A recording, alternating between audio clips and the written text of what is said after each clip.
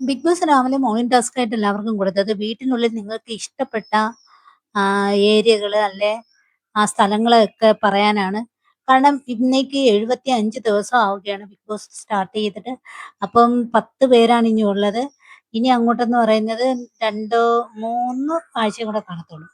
3 ആഴ്ചയും കൂടെ കഴിഞ്ഞ് കഴിഞ്ഞാൽ പിന്നെ ഫിനാലെ വരികയാണ്. അപ്പൊ ഇത്രയും ദിവസം ഈ വീടിനുള്ളിൽ താമസിച്ചു എല്ലാവർക്കും ഇഷ്ടപ്പെട്ട ഏരിയകൾ ഓരോരുത്തർ പറയുന്നു. ഓരോരുത്തർ കിച്ചൺ പറയുന്നുണ്ട്, ബെഡ്റൂം പറയുന്നുണ്ട്, ആ മഞ്ഞ സോഫ പറയുന്നുണ്ട്. പിന്നെ ആ വെളിയില് ആകാശം നോക്കി കിടന്ന സന്ദർഭങ്ങൾ പറയുന്നുണ്ട്. അങ്ങനെ ഓരോരുത്തരും പിന്നെ ജയില് പറയുന്നുണ്ട്. ജയിലിൽ പോയി കിടന്ന സന്ദർഭങ്ങളൊക്കെ ഓരോരുത്തർ പറയുന്നുണ്ട്. പിന്നെ ഓരോരുത്തർക്കും ഓരോന്നും ഇഷ്ടപ്പെട്ട സന്ദർഭങ്ങളല്ലേ. അപ്പൊ ഇതിനെ പകുതിയും മുക്കാലും യൂസ് ചെയ്യാത്തവരും കുറെ പേരുണ്ട് കേട്ടോ.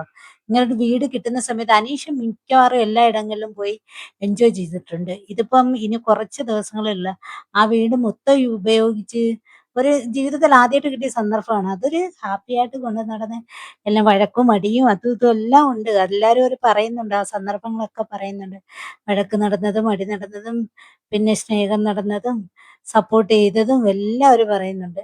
അപ്പൊ ഇങ്ങനെയൊക്കെയുള്ള സന്ദർഭത്തിൽ അപ്പൊ ആ വീട്ടിലുള്ള ഓരോ മൂലകളും, ഓരോ ഏരിയകളും ഉപയോഗിക്കാത്ത പലരും ഇപ്പോഴും ഉണ്ട്.